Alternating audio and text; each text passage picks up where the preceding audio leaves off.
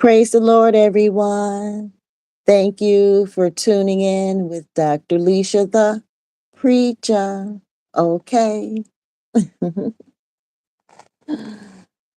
Oh, yes, yes, yes, yes. Actually, guys, I've already done a video on Judges chapter 19, but I want to focus closer in on verses 22 through 30 today. But before I can even get started with the verses, those particular scripts, um, I need to point out that it's cutting in front of a list of, let's see, 1, 2, 3, 4, 5, 6, 7, 7 videos on my waiting list. It's cutting in front of 7 videos. But I feel like I can't wait for these videos to be done before I get to this. This has to jump in front of the line for whatever reason. Well, I guess because of what's currently going on in my life. Based on what's currently going on in my life, this needs to be pulled to the front. It's not that the other videos are not important at the moment. They're future videos, but this video needs to cut in front. So the future video list is, well, before I can even go into the future video list, let me kind of describe just a little bit what's going on. 5 years ago, my husband just walked out on me. No explanation, no reason. The only thing that was going on that I was aware of at that time, we had just come back from one of his year-long engineering trips. You know, he had an assignment, not a trip, but an assignment. He had a year-long assignment in either Kentucky, Tennessee, or something. So we had just come back from that. I wasn't there the whole year, but I would pop in, in and out. But toward the end, I was with him toward the end, and we returned, pretty much together and to start our new life. Before all his travels, we had decided what our new life was going to be together, even though we had a very bad past. We had a very bad past. But we decided, despite the bad past, how disgusting it was, we're going to stay together anyway. We're older. We got through the hardest part. Put that behind us. Keep it pushing. Okay. But 5 years ago, I didn't know that he was secretly planning a new life in the background. I didn't know that. We had an open marriage. I had dealt with a bunch of other women before. So there was just no reason to think he would be sneaking. We already had spent the past 8 years with an open marriage as swingers, being polyamorous, and, whatever was needed. So, but what led to our marriage getting that broke down and raggedy? It was a 25-year marriage total. Around year 15, 16, 17, around in there, which was around like maybe 2011, maybe around 2011, 2012, 13, those critical years, 2011, 12, 13, possibly 14. Those were those critical years. Okay. But anyway, so after many years of being married, many, many years,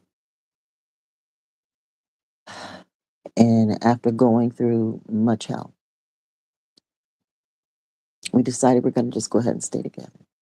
And here we are in 2020, getting back from one of his major, traveling trips. And at this point, the only person that I'm aware of is, the birthday twin is just a part of the family. She'll always be there. That's just life. Um, work wives, the people at work. Um, and then the sugar baby. So here we are, 2020. These are the women that I'm aware of. Now, of course, there could be, the sneaky links, the one night stands or whatever. But these are the people that are consistently there, been there for years, ain't going nowhere. This is our life. We're poly, so I date who I want. He had veto power, so if someone is in my life he don't like, they're gone. No problem. So here we are, 2020, 5 years ago. He decides to walk out. He finds the courage to go ahead and commit to the woman who was waiting in the background, the one he was setting up, telling all our business, turning her against me, building up his, further building up his escape team, home wrecking team. But how we got here, I wanted to go back to the beginning, but I can't talk about all that right now because that's just too much time. So these are future videos. So one is called way back in like 19, we got married in 1996, June 29th, 1996, during his break, because he's real committed to his job. His job becomes before the family, period. The job comes before the family. So the only time he was willing to get married was during his break, GM break, um, in the summer. And I'm pretty sure that's what he did this time too, because he's very consistent. So when he couldn't adopt the girls, so early in the marriage, like in 1997, 8, that time frame, 1997, 1998, in that time frame, he decided that he wanted to um, adopt my daughters. And he and my first husband, their natural father, their real father, he was their stepfather, uh, had conversations behind my back, planned that he would adopt my girls behind my back. Neither man ever came to me to have a conversation about the men adopting my daughters that I laid down and pushed out and gave birth to. So they decided that, my new husband can adopt my daughters from my first husband, which is their real father, which is so crazy to me. I'll never understand that to this day, but whatever. So I felt like, no, but this is my new husband. I hadn't had a chance to talk to my ex husband. His new marriage was, whatever. That's another video. But so at the end of the day, I was against it in my heart and prayed against it in my heart. I prayed against it, but I couldn't say anything to my husband because I just couldn't understand, why would you even want to do this without talking to me?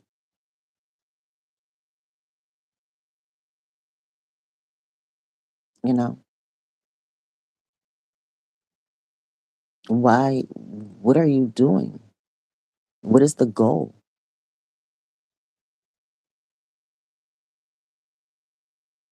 So I had started like one job, and it was like the job of my life, of my career.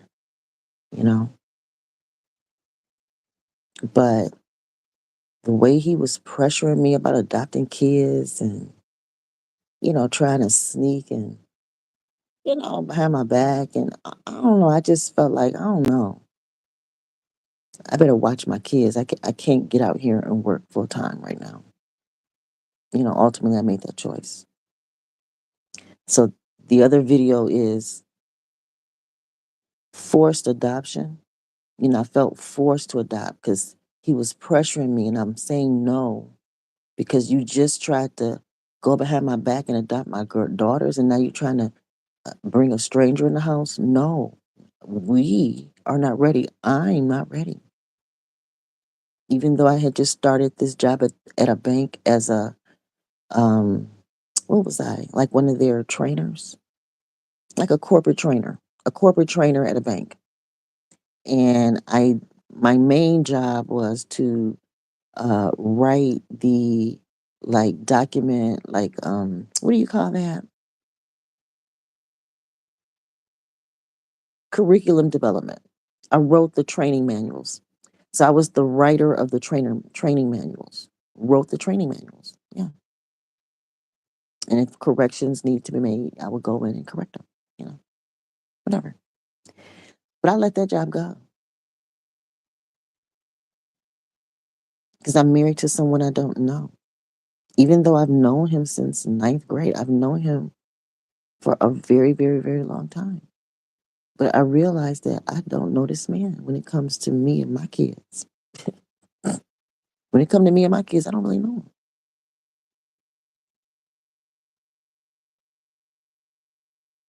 So the next video is how forced adoption opened me up ultimately later on in the marriage, like year 17, 18, or whatever. It forced me ultimately into a poly lifestyle, forcing me to love somebody, forcing me to bathe somebody, feed somebody, forcing me to raise somebody, take somebody to school, forcing me to do this.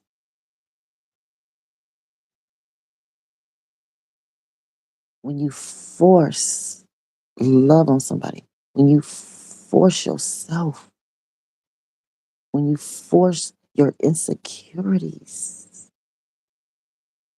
when you dump yourself onto another person who's already weak and vulnerable and their children, it can force you into some other places.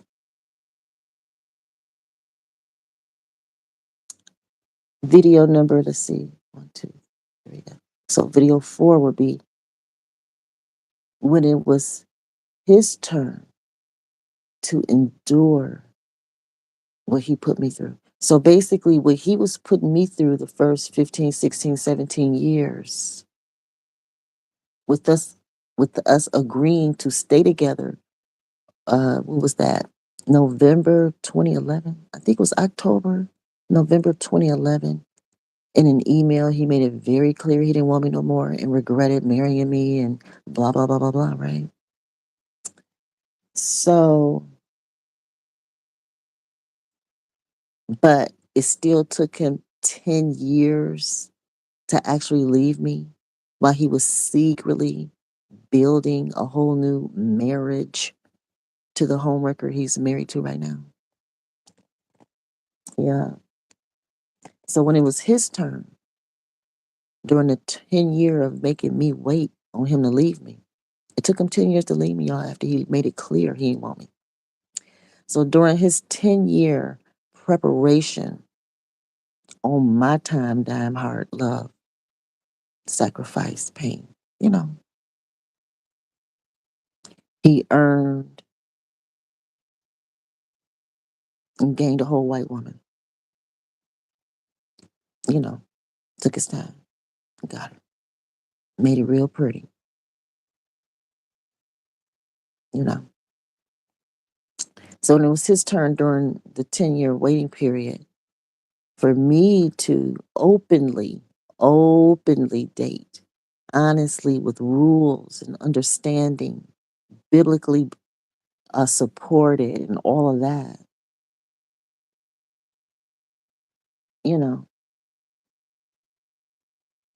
he decided to leave.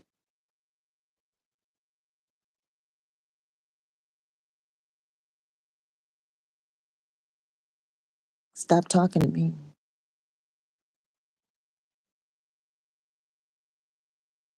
Take his time divorcing me. That took almost 3 years to even finalize the divorce. Try to starve me out.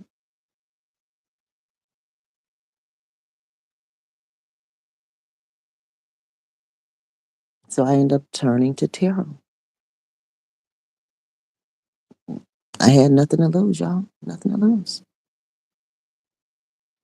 Everyone in my life turned against me by supporting him, backing him up. Everybody that was an adult,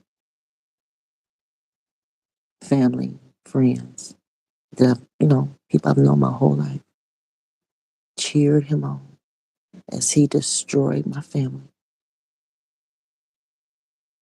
just to get to a new one, as though he earned that. But that's the world we live in, y'all. That's the world we live in. And now, today, fast forward 5 years, 5 whole years have gone by, y'all. So I went from being blindsidedly dumped after 25 years of hard labor. I wasn't sitting around just looking cute. Okay. I mean, I was looking cute, but I worked my butt off during those 25 years just so he could run off and try to give it all to a white woman, y'all. And I know some people say, oh, color shouldn't matter, color shouldn't matter. In some ways, it don't. But in a lot of ways, it do. And I respect both ways. I respect the ways that it do. It's legal. But I respect the ways that it don't, you know? And that's what my channel is about. To explain how legal things can be hurtful, harmful, destructive. All legal though, all legal. As long as it's legal, the destruction is irrelevant, according to his lawyer.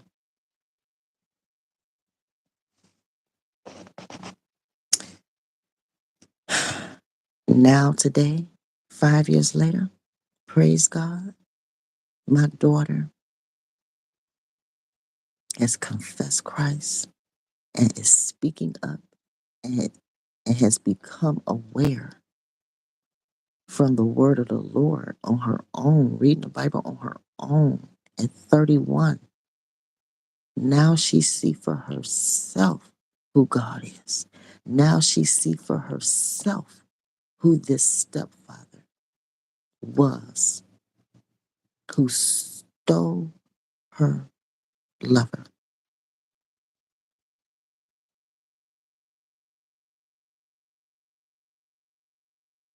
a family that she once had and claimed.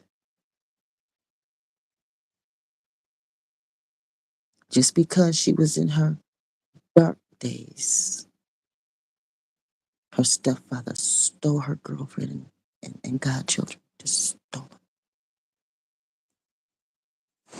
Running off with a white woman wasn't enough. He had to steal from my daughter too. But I have two daughters. So guess what he did to the other one? Married the other one off to someone that we didn't know well enough. Without me being there, the woman who actually gave birth to her, without my First husband, her real father, without him being there. What stepfather would rise up, leave this girl's mother for somebody else, and then marry this daughter behind my back? What kind of man do this? Let me read you a story in Judges 19. This is the kind of man that does this kind of stuff. And I thank the Lord that my daughter is saved. Now we're all saved. We're all saved. You know, my whole family, Most High saved us and has restored us. You know, He's restored us. It's a fresh restoration. And I'm thankful for any level of restoration of family life after someone evil comes through and wreck it all up and run off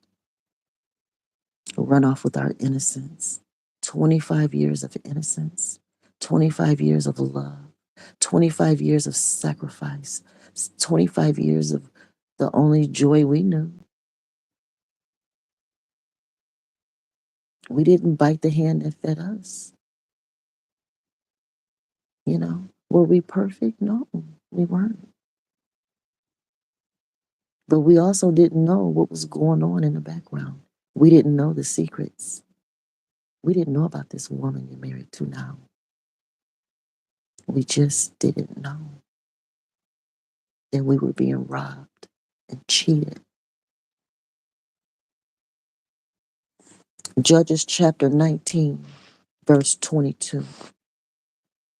The abuse of the concubine.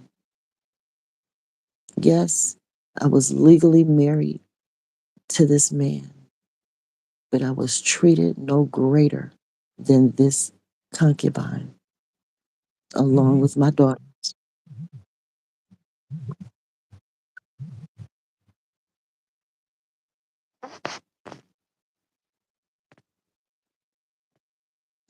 Actually, guys, I may have to come back with part two. I need to take a phone call. All right, I'll come back with part two, probably about 10, 15 minutes. I'll be back. Thank you.